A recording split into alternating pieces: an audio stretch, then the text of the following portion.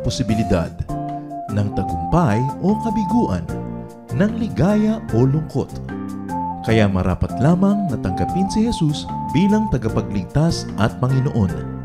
At matapos yun ay panariwain ang katapatan at paglapit sa Kanya bawat araw o day by day. Ang day by day ay naglalayong umalalay sa pang-araw-araw na pamumuhay. Narito po si Kuya Ed Lapis sa mensaheng pinamagatang God's 7 Promises.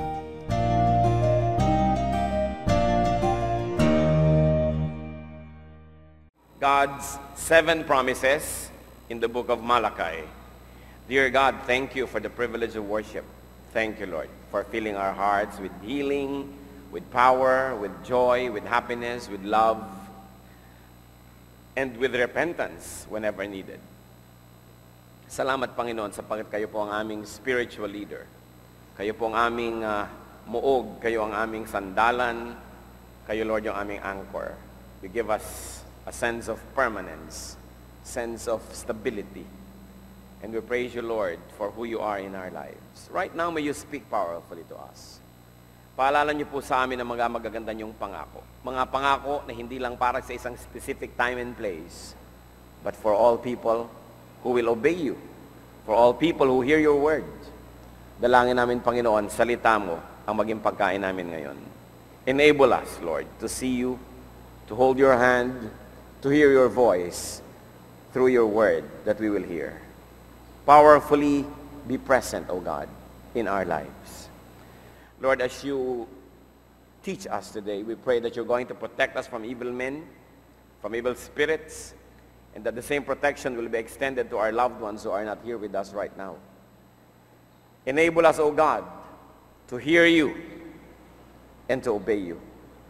At kung merong hadlang na anuman para kami makinig, mga nararamdaman sa katawan, mga iniisip, alalahanin, mga problema, all this, O God, we surrender at the feet of your Son, Jesus. And we ask you, Lord, fill us with your presence. Be the speaker. Use your servant only as your instrument. And as you speak, O God, may you accomplish your holy purpose. Lead us unto greater godliness. In the name of Christ, your Son, we pray. What are God's 7 promises that are good for people today to review?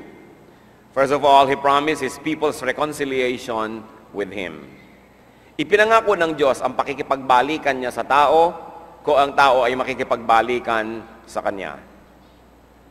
Sabi po sa Malachi 3:7, "Return to me, and I will return to you, says the Lord Almighty." Laging ganyan ang nangyayari sa tao.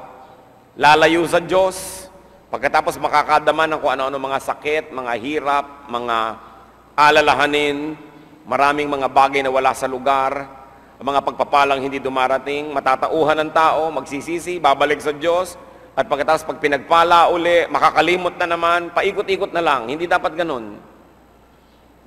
Pero kung magkaganon pa man, ang pwede po natin ipagpasalamat sa Diyos, hindi siya nagsasawang magpatawad. Ang kanya lang sinasabi, bumalik kayo sa akin, at ako'y makikipagbalikan sa inyo. His people are the first to turn away, so they have to be the first to initiate the reconciliation, the first to return. Sabi po ng Panginoon at isinusumbat niya sa kanyang bayan sa Malachi 3:7, "Ever since the time of your forefathers, you have turned away from my decrees and have not kept them." At ito ang pinagmumulan nung sinasabi niyang, "Return to me and I will return to you." Panahon pa ng mga ninuno nyo, ganyan na kayo. Kinakalimutan ninyo ang aking mga utos, tinatalikuran nyo ang ating mga usapan, ang ating mga covenants, kaya tuloy napapahamak kayo. Sa atin pong buhay ngayon, have we turned away from God? Tayo ba ay may mga sariling pagtalikod, paglayo sa Diyos? Ganun pa rin ang katotohanan. Sinasabi pa rin ng Panginoon, "Return to me, and I will return to you." It's a beautiful promise. Lalo po nating mapapahalagahan ng promise na yan kung naranasan nyo na kayo'y nakipagkasira sa inyong boyfriend o girlfriend, o nagkahiwalay kayong mag-asawa, nagkalayo ang loob ninyo magkapatid o magpinsan o magkaibigan, pagkatapos gusto mo nang bumalik sa kanya, Naisip nyo na kailangan nyo talaga siya, o mali kayo, o talagang dapat makipagbalikan, tas ayaw na niyang bumalik sa inyo. Yung gustong-gusto nyo makipagbalikan, pero ayaw niya. Mahirap yun. Kaya dapat natin tingnan ngayon yung sinasabi ng Panginoon na, return to me, and I will return to you. Napakabait ng Diyos. Ang pakikipagbalikan niya sa atin ay laging nakasalalay lang sa atin. Hindi yung katulad ng tao na sabihin mo, gusto ko nang bumalik sa kanya, pero tanggapin pa kaya ako? Hindi ka sure. Kasi hindi mo alam kung mahal ka pa. Kung sobra nang nasaktan o nagalit na ayaw na talaga sa'yo. Pero ang Diyos, lagi tayong mahal. Kahit tayo hindi ka mahal-mahal. Lagi niya tayong gustong makasama kahit madalas tayo'y lumalayo sa Kanya. Kaya nasa sa ating kamay kung magkakaroon ng pakikipagbalikan sa Diyos. At malinaw na malinaw ang pangako niya. Sabi niya, return to me. As a consequence, I will return to you. There's a door that's always wide open for people who like to return to God. Kung ano man po, malaki man o maliit ang hakbang ng paglayo natin sa Diyos, bumalik tayo sapagkat siya'y handang makipagbalikan. Magandang pangako. Another promise of God in Malachi is abundant blessings. Hindi lang basta blessings, abundant blessings. Pagpapala at marami, mayaman na pagpapala. You know, the turning away of God's people concerned actually the tithes. Yung ikapo. Ang tinutukoy ng Diyos dito na pagtalikod sa Kanya ng bayan, bagamat maraming paraan ng pagtalikod, pero ang talagang tinutukoy sa Malakay ay yung paglimot ng tao sa usapan, sa covenant, that people are going to tithe to the Lord. Kaya sa Malakay 3:7-9, but you ask, how are we to return? Kasi sabi ng Diyos, return to me and I will return to you. Ang tanong, how are we to return? Biglang sabi ng Diyos, will a man rob God? Yet you rob me. But you ask, how do we rob you? In tithes and offerings. You are under a curse, the whole nation of you, because you are robbing me. Yun palang isinasakdal ng Diyos laban doon sa mga tao, pagtalikod sa kanilang tungkulin to give their tithe to the Lord. And the turning away was about, and the cause of the curse was the tithe. Kaya may sumpa, kaya nagkalayo, dahil ang tao hindi tumutupad sa kanyang dapat gawin na magdala ng kanyang ikapo ng lahat ng kanyang kabuhayan sa Panginoon. Malakay 3:10, sabi ni Lord, bring the whole tithe into the storehouse, that there may be food in my house. Test me in this, says the Lord Almighty, and see if I will not throw open the floodgates of heaven and pour out so much blessing that you will have no room enough for it. So ito po yung kakambal ng pangako. Sabi niya, I'm going to give you abundant blessings, but you have to return to me. And the people say, how are we going to return to you? And the Lord says, well, stop robbing me. Are we robbing you? And the Lord says, yes, the whole nation of you is cursed because you are robbing me, because you are not surrendering your tithe. And the Lord says, the moment you do this, blessings will flow into your life. At hinamon ng Diyos ang tao, subukan nyo ako. Ang tanong, ang tagal-tagal ng inutos tong tithe na to, hindi pa ba yan nabura? Is this command and teaching still valid? Dahil ang mga pinagbabasihan po nito, yung pangkatanda-tandaan pang mga panahon, sa Leviticus 27:30, a tithe of everything from the land, whether grain from the soil or fruit from the trees, belong to, church, the Lord. It is holy to the Lord. Banal sa Panginoon. Hindi natin lubos na naintindihan yan. Banal sa Panginoon yung tithe. Sabi niya, ikasampu ng lahat ng bunga ng kahoy, ikasampu ng lahat ng hayop, ikasampu ng lahat ng kabuhayan na ibinibigay sa inyo ng Diyos, ay ibabalik. Hindi yan sa inyo. Kanya yon. Kaya ang tawag doon sa hindi nagtatithe ay thief. Sabi ni Lord, you are robbing me.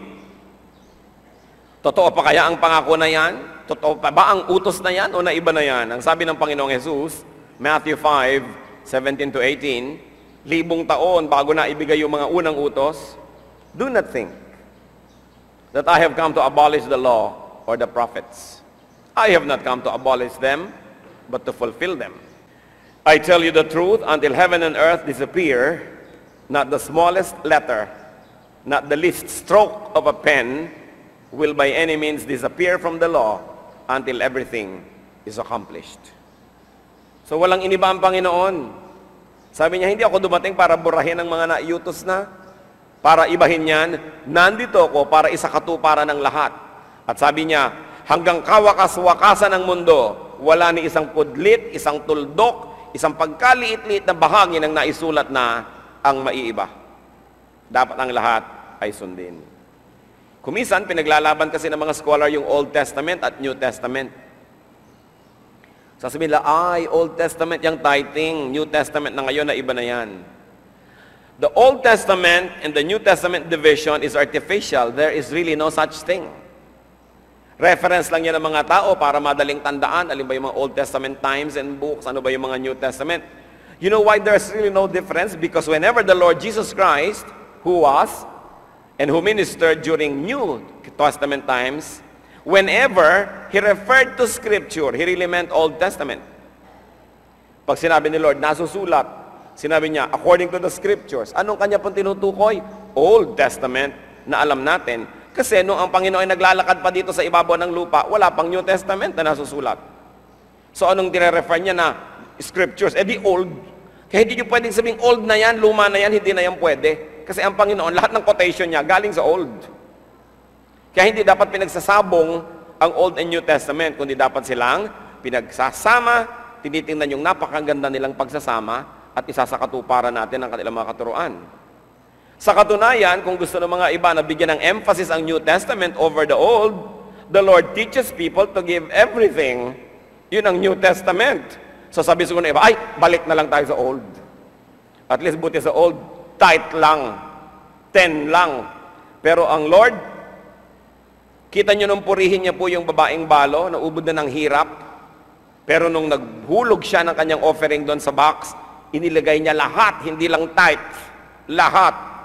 Pinigil po ba siya ng Panginoon? Dahil sabihin, kawawa naman to, mahirap naman ito, balo naman, exempted na. Yan ang iniisip kasi nung iba eh. No, ang Panginoon na napakabuti, hindi niya pinigil. Sa Mark 12, 43 to 44, calling His disciples to Him, Jesus said, I tell you the truth, this poor widow has put more into the treasury than all the others. They all gave out of their wealth, but she, out of her poverty, put in, how much, church? Everything. All she had to live on. So kung sasabihin nyo, ay New Testament na tayo ngayon, o sige, di everything. Dali-dali siguro magbabalik ka ng lahat, di Old Testament na lang, joke only.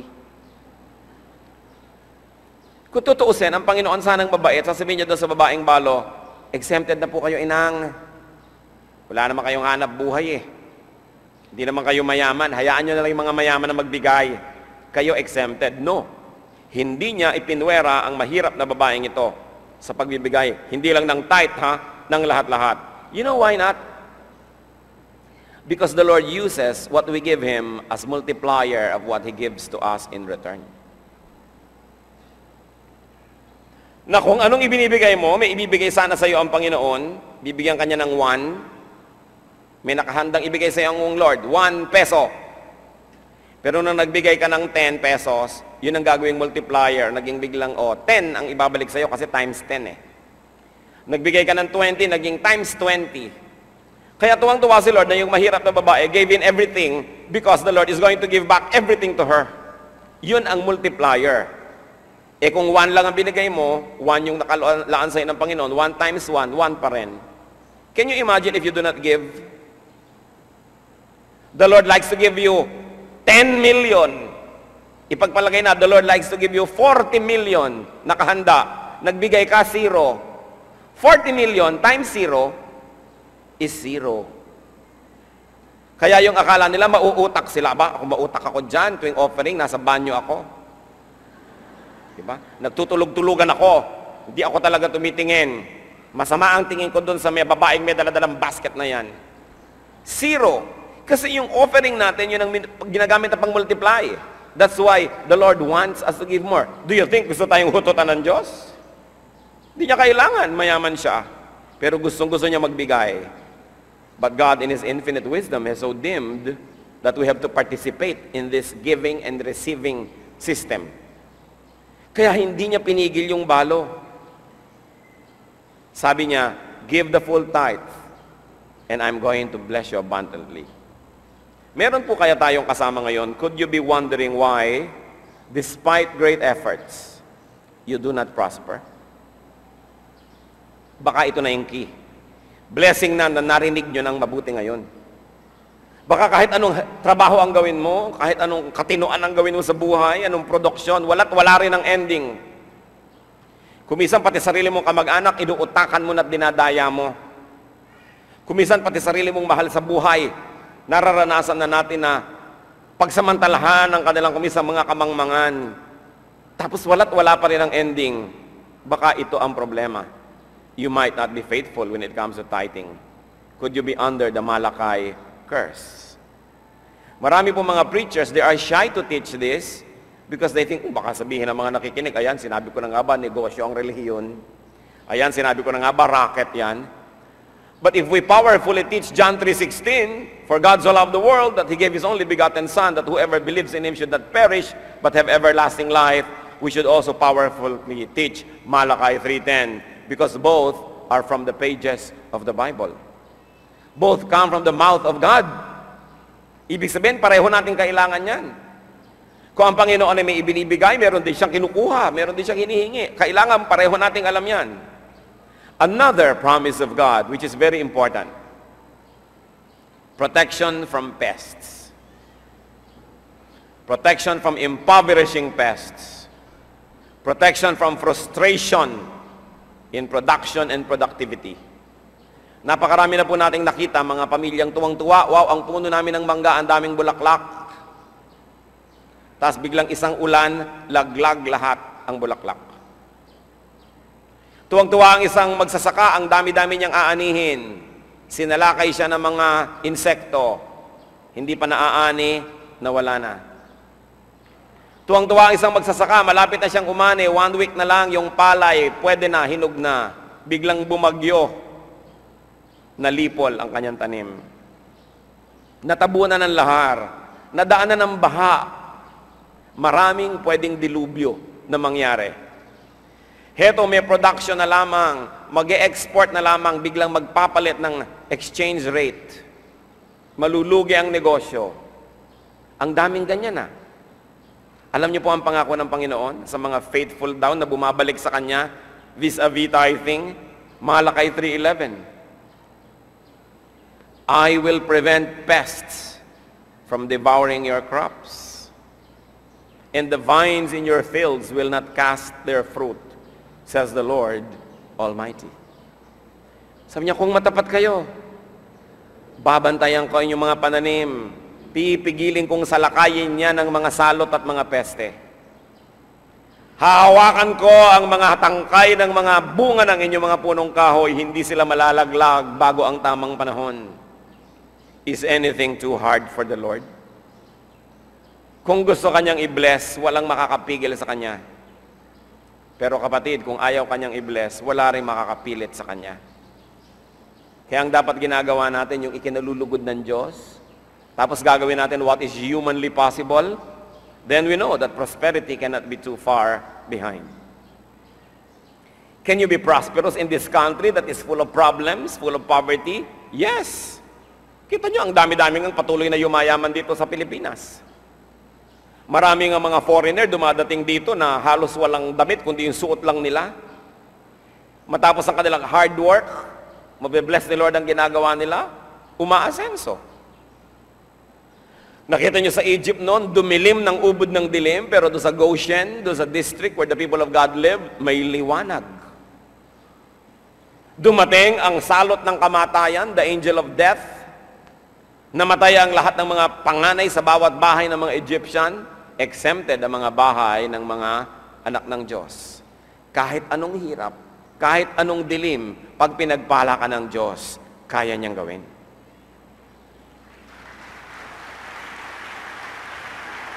Pero ang tanong nakikipagbalikan ba tayo sa Kanya para mapagpala? Doon uli babalik yan When the Lord blesses, the blessing will be so obvious that people will know that you are blessed. Sa Malakay 3:12, bilang resulta ng pagpapala ng Diyos sa nakikipagbalikan sa Kanya, then all the nations will call you blessed, for yours will be a delightful land, says the Lord Almighty. Sasabihin iba, Pastor, ano po bang pwedeng magawa para sa kabila ng hirap ng buhay ay makatawid tayo?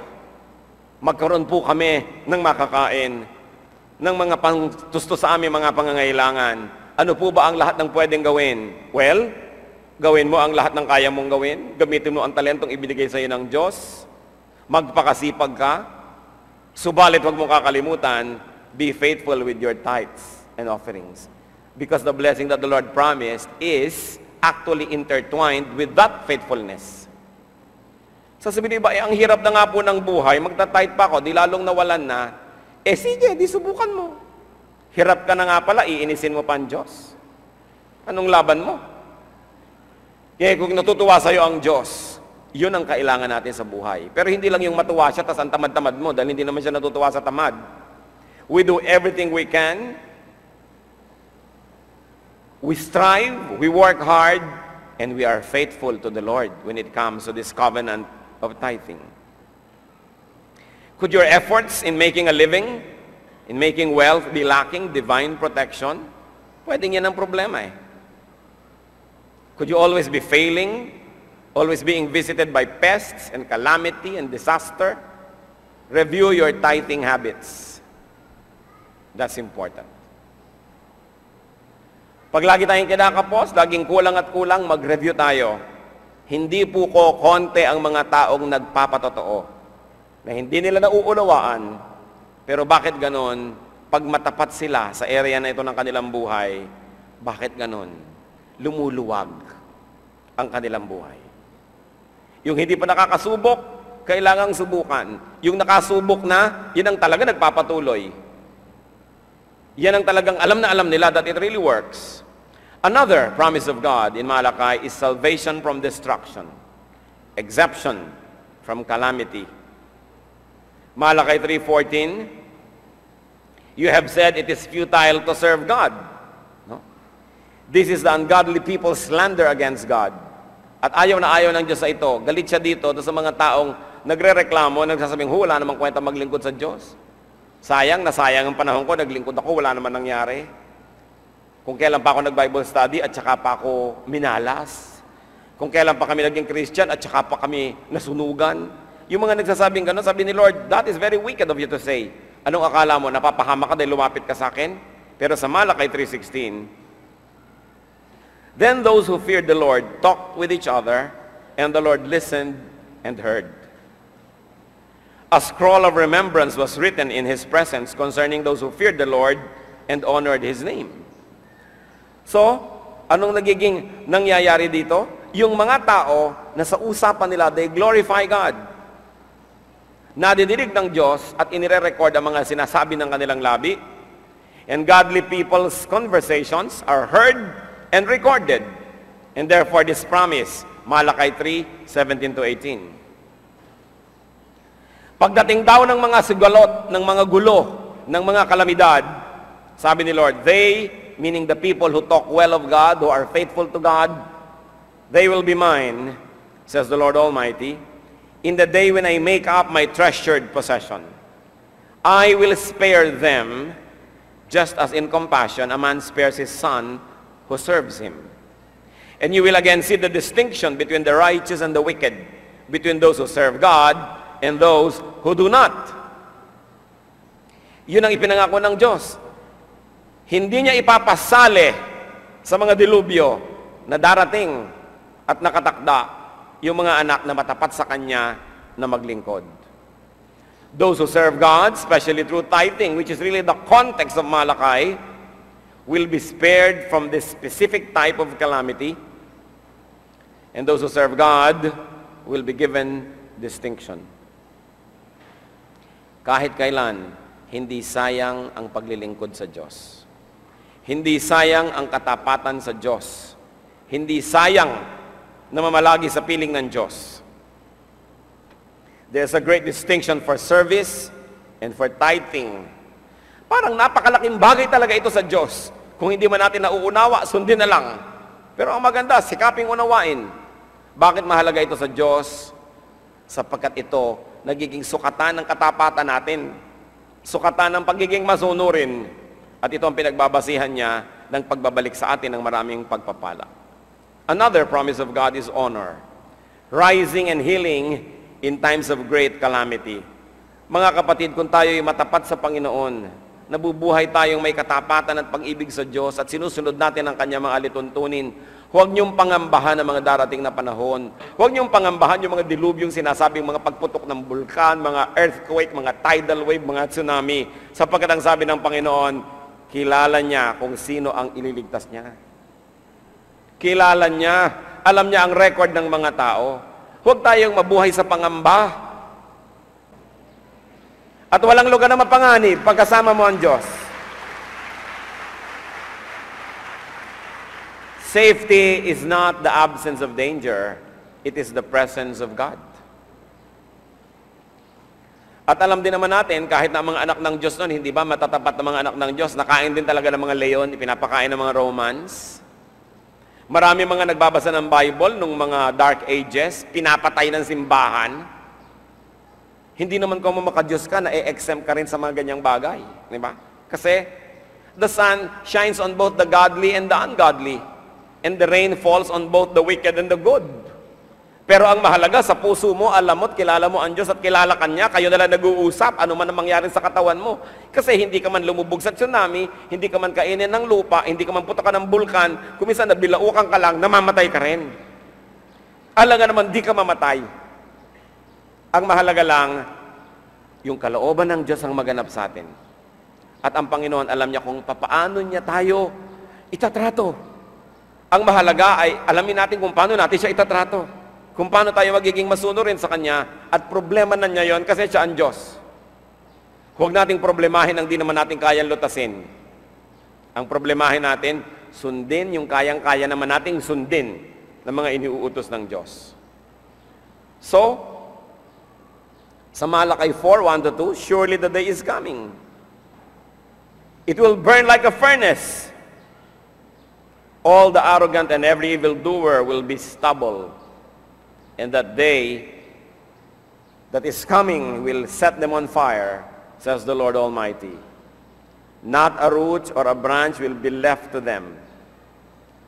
But for you, who revere my name, the Son of Righteousness will rise with healing in its wings. Sabi niya, huwag kayong maglumihanan, huwag kayong magtaka. Darating talaga ang mga panahon na yan, nakatakda. Pero kayo na may takot at paggalang sa aking pangalan, parang araw na sisikat. Ang lahat-lahat para sa inyo.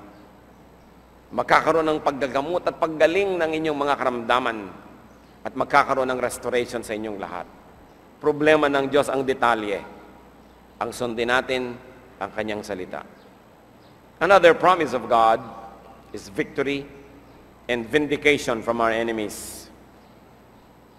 Actually ito, pag binasa niyo po yung buong teksto, vindication from the wicked, from the ungodly, from the people who are making an issue out of tithing.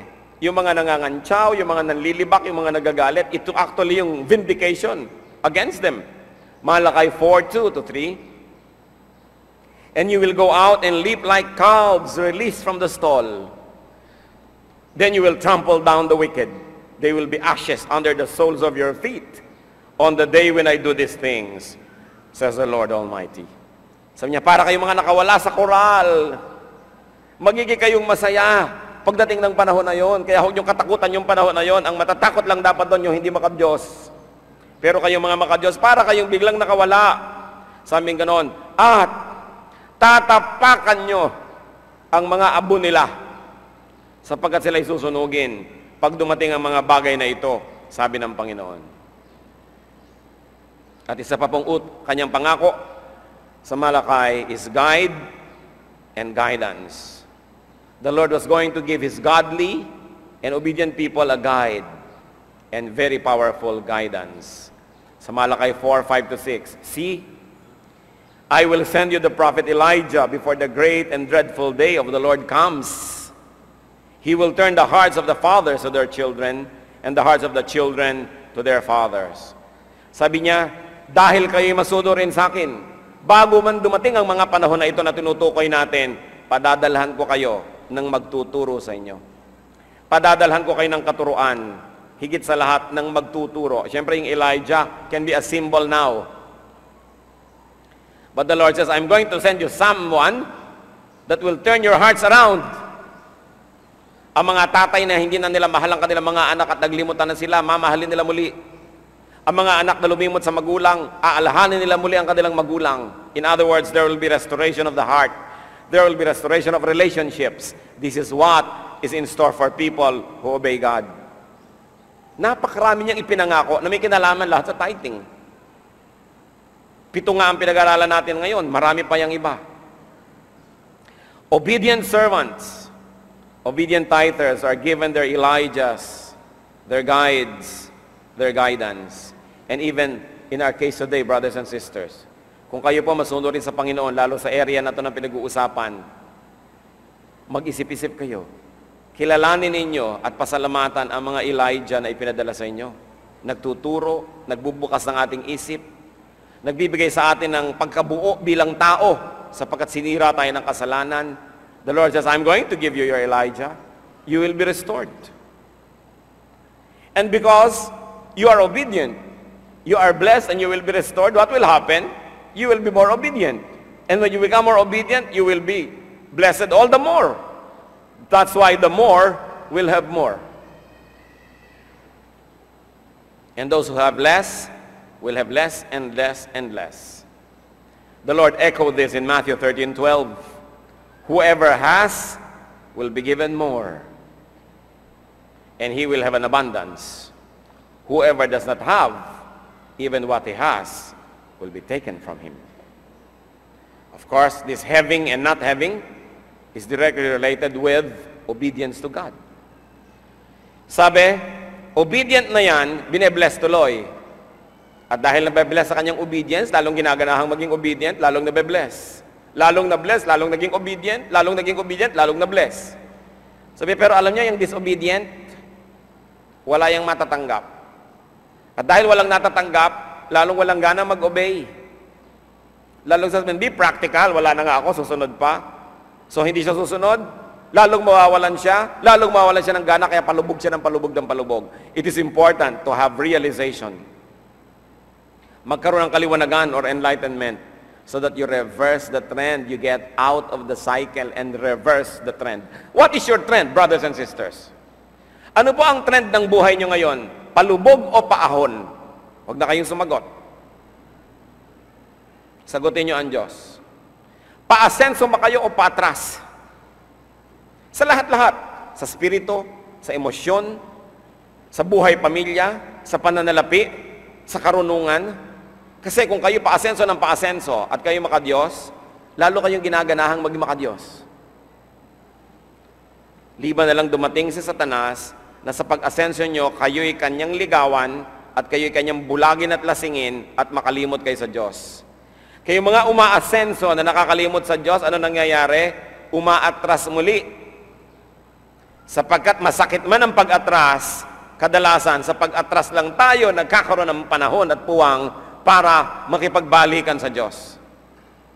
Kaya blessing din yung pag-atras kung ito'y nagiging paraan para tayo magising, para tayo magbagong loob at manumbalik sa Diyos. Then dahil nanumbalik ka, magkakaroon ka na ngayon uli ng pag-asenso, at pagka yung pag-asenso mo na yan, ginamit mo sa kabutihan at para na naman sa Diyos, lalo ka niya i-bless, lalo ka nga asenso. May trend ang buhay.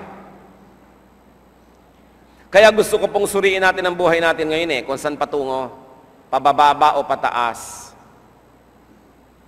Kasi kung pababa, alam natin ang dapat natin gawin. Mag-review. Ano ang di ko ginawang tama? Bakit ako pababa? At kung tayo'y pataas, hindi ko mapataas, tama ang ginagawa. Kung minsan pinapadama ka pala ni Satanas.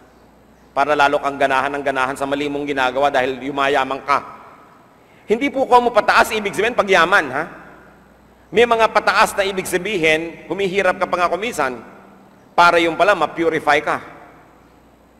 Hindi ibig sabihin ng pagtaas material lamang.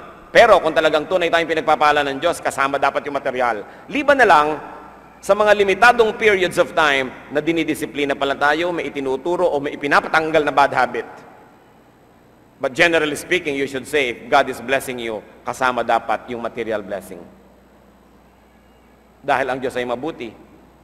Alam namang nilikha niya ang papaya para pagkaitan ng kanyang mga anak, at ang kakain lang ng papaya ay yung mga hindi maka-Diyos.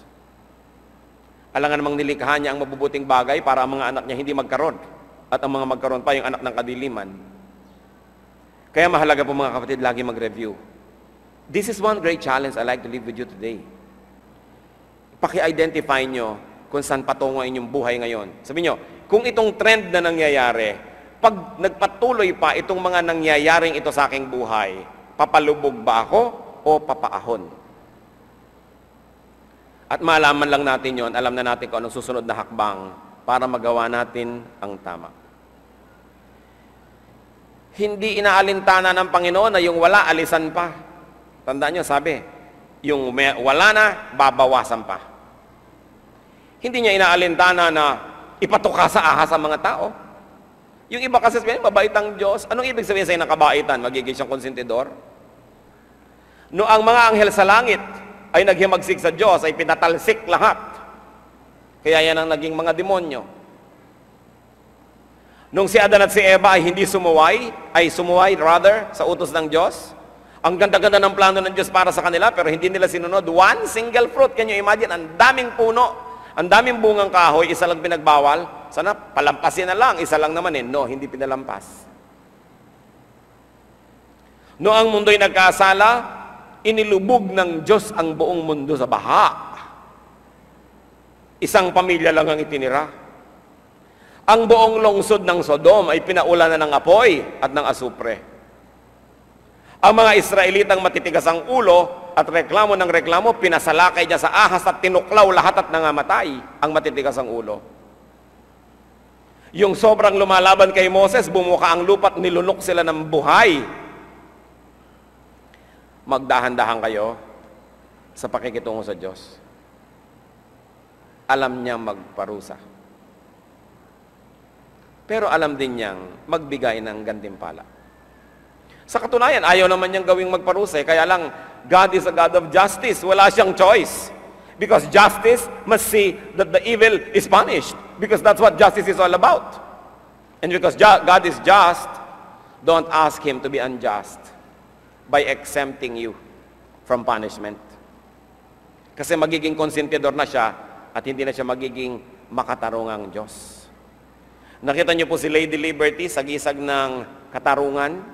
May piring ang mata, ibig sabihin walang sinisino. May timbangan sa isang kamay, titimbang-timbangin ka, at may espada sa isang kamay. Pag mali ang timbang, taga ang inabot mo. Yun ang ibig sabihin ng justice. And God is God of justice. Huwag tayo namimilit sa Diyos, huwag naman po kayo magpaka-Diyos. Anong ibig mo sabihin, anak? Huwag niyo naman akong parusahan kasi may kasalanan ako. Please be unjust. Actually, that's what you ask for. Kaya ang gawin na lang natin yung dapat gawin, maging masunurin. Sundin ang kalooban niya. Napakahalaga na nagbibigay ang Diyos ng guide and guidance, teachers and counselors to the godly. Because the godly will even become more godly.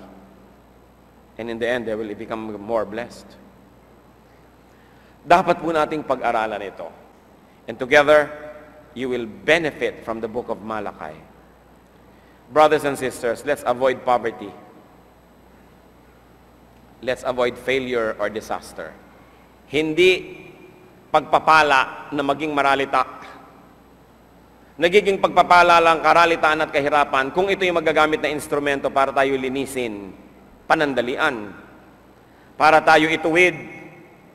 Pero hindi pwedeng buong buhay, maralita ka, tapos sasabihin mo, itong gusto ng Diyos. No, God wants you prosperous. God doesn't want you poor. Tinuturo kasi na maraming relihiyon ay napakalaking katangiang maging mahirap. Magtiis ka, anak, may awa ang Diyos. Yan ay pangbangag ng relihiyon. sa mga tao para patuloy nila mapagsamantalahan ang mga tao, mapasunod, mahuthutan ang mga tao. Pero ang itinuturo ng Biblia, God wants you prosperous. Yan ang pangako ng Malakay 3. God doesn't want you poor. But remember, you have to be faithful to God. You have to be faithful so you will attract blessings. Attract blessings, not curses, not punishment. Kailangan para tayong magnet ng blessings. Well, spirituality is not only and always about material blessings. Spirituality is also about material blessings at some degrees. Hindi naman tayo yung extreme na magpaka-spiritual ka para kayo yumaman at guminhawa. Hindi naman gano'n ang ibig sabihin ng espiritualidad. Pero hindi naman ibig sabihin kung spiritual ka, tataligod ka na sa lahat ng posibilidad ng pagginhawa. Dapat nandun ka sa middle. Sabi po ni Solomon, a wise man will avoid all extremes. Hindi ka naman extreme na puro prosperity ang hinahabol mo sa Diyos. Pero hindi ka naman extreme na puro poverty ang akala mo ay laman ng pagiging spiritual. God likes us to have a balanced life. Kumusta po ang buhay natin, mga kapatid? Alin sa mga promises ng Diyos na ito ang kailangan natin ngayon na maklaim sa ating buhay? Alin sa kanyang mga katuruan ang dapat nating sundin? Diyos naming Ama, nagpapasalamat kami sa inyong mga paalala sa amin. Salamat po sa Book of Malakay na napakalinaw, hindi na kailangan pa ng theologian para maintindihan. Salamat at napakalinaw ng pagtuturo nyo na kung kami babalik sa inyo, kayo makikipagbalikan sa amin. Subalit, ang paraan ng pakikipagbalikan ay sumunod sa inyong mga alituntunin. Lalong-lalo pa nga sa pinagtatakhan namin, Lord, na subject na ito na tithe, na obviously is very important to you. Turuan niyo po kami, Panginoon, na pahalagahan kung anong mahalaga sa inyo. At nasa ganoon tayo'y tumibok sa iisang puso, magkaroon ng iisang hangarin at magkaroon ng pagkakaisa kami sa inyo, Panginoon. Ituro nyo sa amin, Panginoon, kung alin sa mga promises na ito ang na-enjoy na namin, salamat po.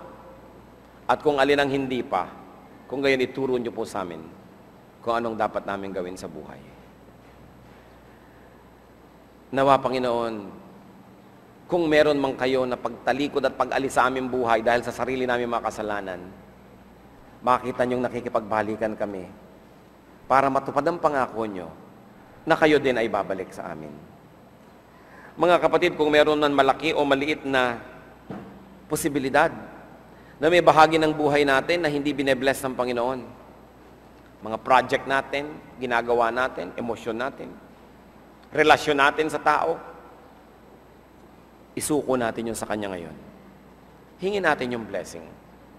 Makipagkasundo tayo sa Diyos. Makiisa. At kung merong dapat isuko, isuko. Kung may pasyang dapat gawin ng pagsunod, gawin. Maiksi ang buhay. Hindi dapat sayangin. We cannot live life wasting time. We were created by God for good works that He has prepared in advance for us to do. But if our relationship with God is not well, is not okay, many blessings cannot come our way. In fact, curses can come our way. Panginoon, patuloy kaming lumalapit sa panalangin. Kayo rin ang makakagawa, Panginoon, sa aming puso. Inihahain namin sa inyo aming puso. Gusto naming magkaroon ng malambot na puso sa iyong harapan, Panginoon. Subalit kung kailangan ng isang himala mula sa inyo, kayo mismo, Panginoon, hinihiling namin, soften our hearts. Open our eyes, open our ears. Lalong-lalo sa mga taong iniisip na wala siyang kulang, wala siyang atraso sa inyo, maaaring ito isang spiritual blindness.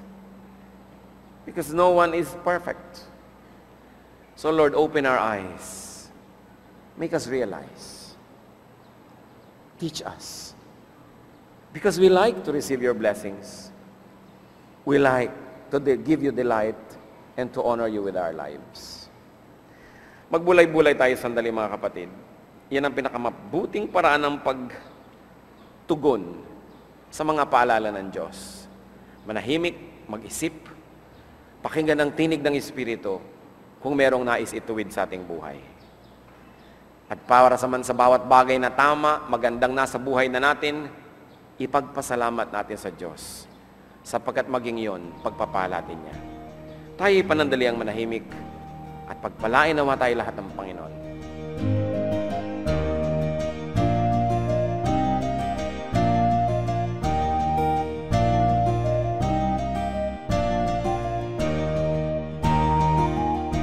Ang katatapos pong mensahe ni Kuya Ed Lapiz ay pinamagatang God's 7 Promises.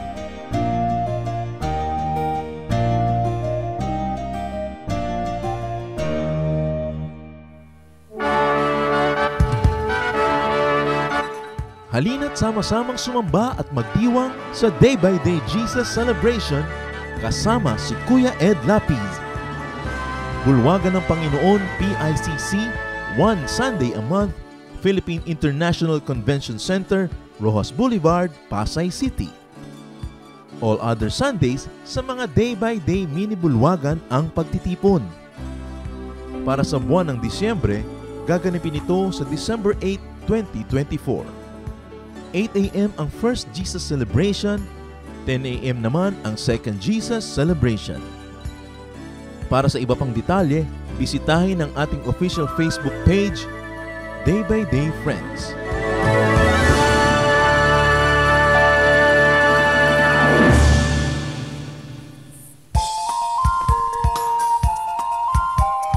Ako po si Pastor Danny Ibarola. Inanyayahan po namin kayo na dumalo at makasaya sa Jesus Celebration sa ating Day by Day Metro East tuwing linggo, 9:00 ng umaga sa Cinema 7, Level 4, Robinsons Metro East, along Marcos Highway sa Pasig City, katabi ng Santa Lucia. Para po sa detalye ng schedules at location, narito po ang ating contact details. 0949-623-7333 o di kaya sa DVD Metro East. Halinang ipagdiwang ang Panginoong Hesus. Mabuhay!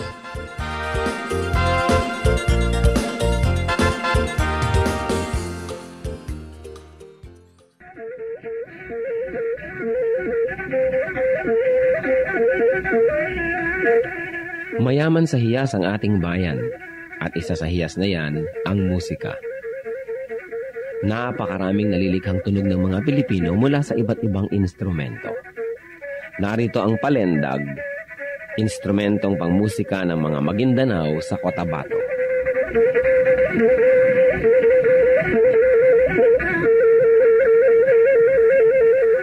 Ang palendag ay yari sa isang manipis na buho na may 2 sentimetro ang bilog at 90 sentimetro ang haba. May 4 na butas ang palendag, isa sa ilalim para sa hinlalaki ng tumutugtog at 3 naman sa ibabaw para sa iba pa niyang mga daliri.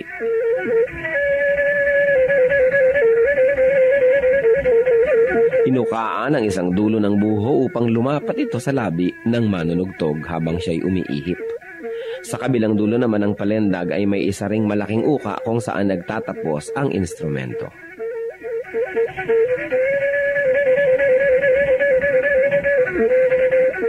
Ang pagtugtog ng palendag ay pawang improbisasyon ng manunugtog.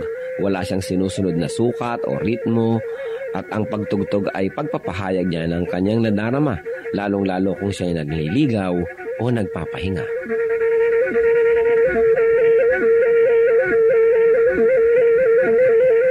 Ang musika ay wika ng kaluluwa.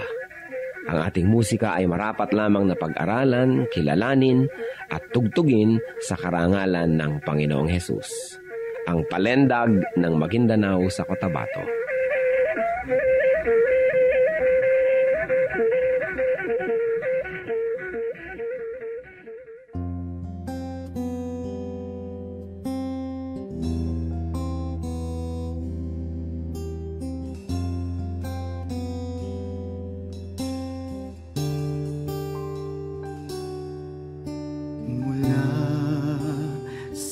Sinapupunan, ako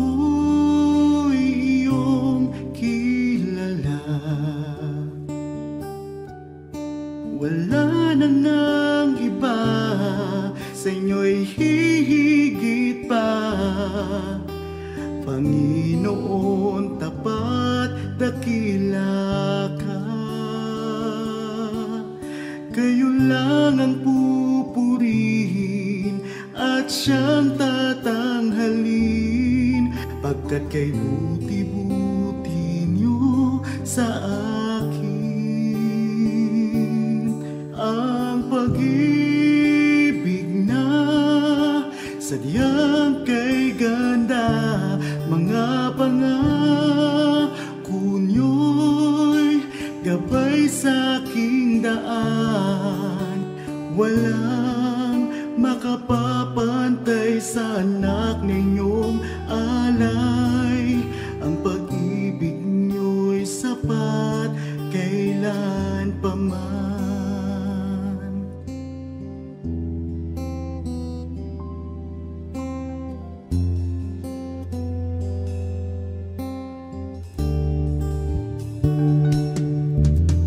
Tinawag niyo akong kaibigan, kahit na ako ay pariwara. Sagat sa labis ang inyong pagmamahal, sa tupang sa kawan na nawala. Kung aking bibilangin bawat butil ng buhangin, ang habag niyo'y ganon karami rin. Ang pag-ibig na sadyang kay ganda, mga pangako niyo'y gabay sa aking daan. Walang makapapantay sa anak na inyong alay. Ang pag-ibig niyo'y sapat kailan pa man. Paano ba masusukat taas, lalim, layo't lawak ng pag-ibig niyong sadyang walang hanggan, walang hanggan. Ang pag-ibig na sadyang kay ganda, mga pangako niyo'y gabay sa aking daan. Walang makapapantay sa anak na inyong alay. Ang pag-ibig niyo'y sapat kailan pa man. Ang pag-ibig niyo'y sapat kailan pa man. Ang pag-ibig niyo'y sapat kailanman.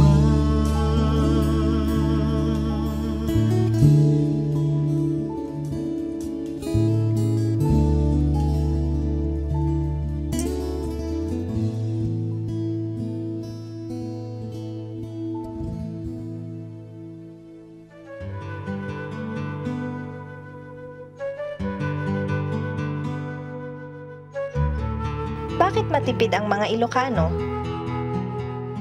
Pag sinuri mo yung geography ng Ilocos, on the eastern side, yung mga Sierra Madre Mountains, no? Ang tarik-tarik niyan at mahirap akyatin.